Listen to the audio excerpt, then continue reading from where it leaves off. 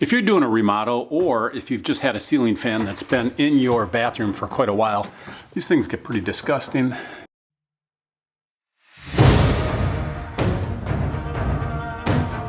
So we're going to take this one out and put in a new one, and we'll put in a new high efficiency quiet one so it doesn't make all that rattling noise when it's running.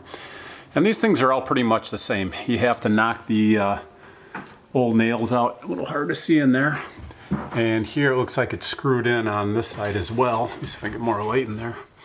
So we got screws on that side, nails on that side. So now we just got to knock this one out and fit the new one. Maybe the hole will be the same size, or we may need to cut a little bit more space into the drywall. But the installation is fairly straightforward on all these fans.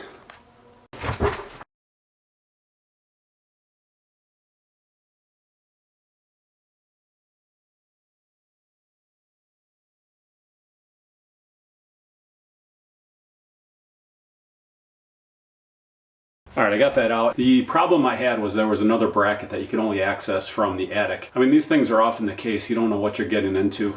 I actually took down the hall bathroom fan at the same time, and that one was set up in a different way. The two hall lights are both set up differently. So this is really the case you get into with these older houses. You don't know what you're actually getting into until you get up and look at it and then analyze each and every one. I mean, every single one is done differently. It's like figuring out a puzzle. You have to look at it, figure it out, and do every one different. And that's why these remodels always take longer than installing new equipment. So the new equipment is very easy, very predictable, but the old stuff, I mean, it's all different, and the techniques used were different. They're using rods, they're using brackets, they're doing all these different things. So fortunately, this is a ranch house, so I have access to the attic. I can get it from the top and I can get it from the bottom. If I could only get at this from the bottom, if this were a two-story house, it would really be a lot more extra work and literally hours of extra time to get this done. Now, this hole is probably too small. I can expand it, which is good because I can cut into fresh drywall. The problem I'm going to have though is that the wiring is too short, so I have to get back up in the attic. I have to put in a junction box at a spot and then extend the wiring with new wire so that it reaches the new box for the new fan.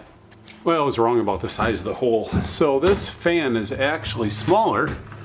So what we're going to have to do is put a piece of wood back here so that the drywall guys can come in and have something to back the drywall when they put the patch in. Now these tabs, you want to bend these up because these will sit right on top of your drywall and help support the fan. So it's going to get screwed in here and here, but we're also going to let the drywall itself support the fan. The final step in this project is simply to go and run your wire, put a switch on it, and test it.